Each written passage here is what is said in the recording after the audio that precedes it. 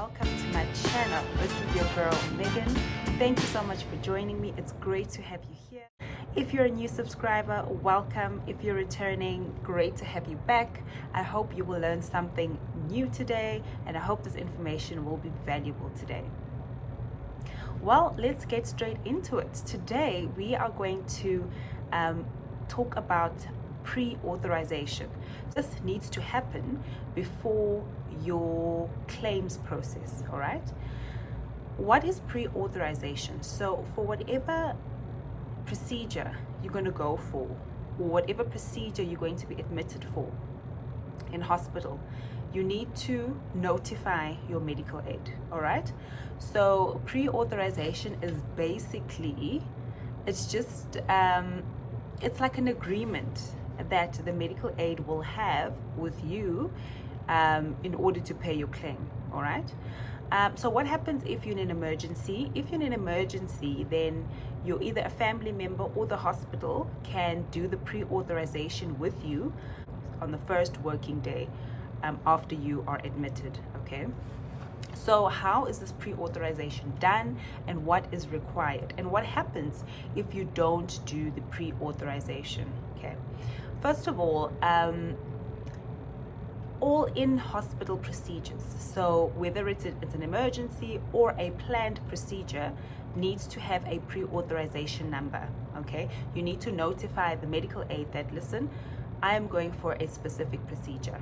All right, then the medical aid then will give you a pre-authorization number, acknowledging receipt of this information, and obviously they will send you a pack or a document that you will need to read carefully. All right, and on that document they basically give you the do's and the don'ts, and basically for whatever it is that you're going to be admitted for, then they'll give you supplementary information on that. Okay, so what other procedures need to be pre-authorized?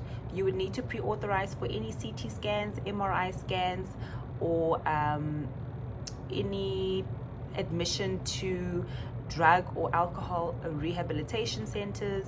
If you need hospice admissions, oxygen therapy at home, all specialized radiology, your renal clinic admissions for dialysis, procedures even in doctor's rooms or day clinics instead of a hospital. So if it's a procedure where the doctor can actually do the procedure in his rooms, then you would need authorization for that. If you're not sure whether you need authorization or not, sometimes the hospital or the doctor's rooms won't know whether you need pre-authorization or not. I suggest that you pick up the phone and you phone your medical aid and you tell them that, listen, I'm going for XYZ procedure, especially if this procedure is going to be paid from the hospital benefit. Remember, some procedures that are done in the doctor's rooms are paid from the hospital benefit, not necessarily day to day.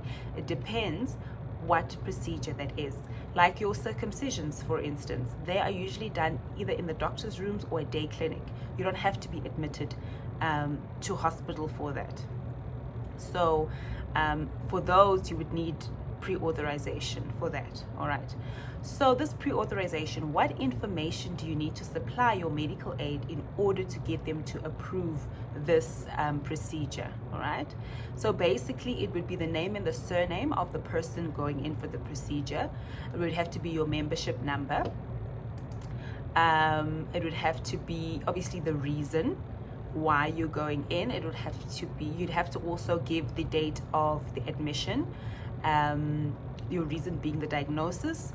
You would need to give them the procedure codes as well as the diagnosis codes. So remember, if you watch the claims process video, I do break down, and even in the description in that video, I break down your procedure codes and your ICD-10 codes, as well as your tariff codes. Okay, so that's what you need to supply. Then you would need to supply the name of the facility where you're going to get the procedure done. You'd need to get the practice number. You'd need to get the specialist's practice number, and obviously the practice number for the hospital or the clinic where you're going to get this procedure done. All right. Alternatively, all this information can be obtained from a quote. So you can ask the the day clinic or the hospital or the doctor to give you a quote for the procedure. And on this document, all this information that I've listed will be on there. All right, in the description below I will list all this information again so that you can see it and have it. Okay, so you're going to then submit this quote or call the medical aid and give them all this information. Then they will allocate a pre-authorization number. All right, then when it's your day of admission at the hospital or at the day clinic on the day of the procedure, one of the requirements would be your pre-authorization number, because that's how the hospital will then track, use that as a tracking number for this procedure when they submit the medical aid claim. All right, remember I said that if you're in hospital, you will not complete a claim form. The hospital submits the claim directly to the medical aid, so they'll need to make sure that your the authorization number as well as your membership number ties in with that authorization, and it is then submitted to the medical aid. Right, so let's say now you've done the pre-authorization. Does this guarantee that the medical aid will pay your entire claim? Well, not necessarily. All right, so what happens if the pre-authorization is not done? One, depending on the medical aid plan you're on and the medical aid terms and conditions on your specific medical aid, a co-payment might apply. Okay, which means that you're going to have to pay a portion out of your own pocket, so the medical aid will not cover the entire bill. So now that you've got pre-authorization, are you guaranteed that the medical aid will cover? Not necessarily.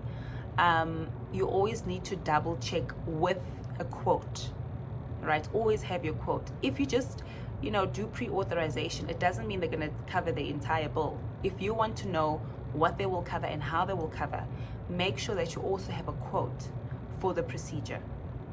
Then you can then submit that with the pre-authorization, and then they will come back to you and say, yes, this is how much we will cover or we will not cover. All right, so yeah, it's just always advisable to get a quote if you know what you're going in for, or to get the costs and to find out from the medical aid how much they would cover for a specific procedure, right? So that you are not left with a big fat bill at the end of the day once the claim has been processed and half of it is not paid. All right, so for any elective or planned surgery, always, if possible, get a quote. If it's not possible, then if you're on a plan that covers up to 200%, most times you're guaranteed that the medical aid will cover everything. But if your medical aid covers only up to 100%, then you would also need additional insurance like gap cover that will cover any shortfalls that might occur after your claim. All right, so today we discussed pre-authorization. You need that for every elective hospital stay or hospital event that you might have. So for myself, I'm going to use myself as an example.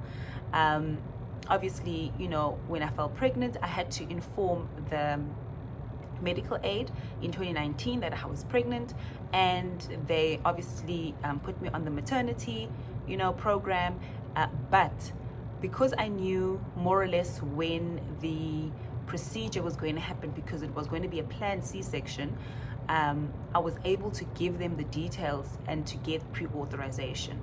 What did I get once I submitted once I requested the pre-authorization? I got an entire maternity welcome pack. I got a document that explained how my the birth would be covered, and it also explained how to add my daughter onto the medical aid once she's born, and it explained a whole lot of things. So depending on what type of a procedure you're going, the pre-authorization also comes with additional information to help you plan for your hospital stay. All right, so it's always a good idea just to make sure that you have your ducks in a row. At the end of the day, although the hospital might be able to do the pre-authorization for you, it is your responsibility to make sure that you inform the medical aid before you go for any procedures. Okay, even if even if you're not sure, call the medical aid and ask them, this is what I want to do, how will I be covered, will I be covered, and is there any additional information I need to supply? All right, it's always wise to take your matters into your own hands. If you are not sure, then you can always contact your broker or your financial advisor or your wealth manager, and they'll be able to assist you and guide you through the process. All right, so that was pre-authorization, and I hope you learned something new today. Thank you so much for joining me, and yes, until I see you in the next one, so please like, share, and subscribe to my channel. Share this video so that others can also learn and get this information. It's valuable information. It's information that will benefit not just yourself but those around you as well. All right, so thanks for joining me, and I'll see you in the next one. Goodbye.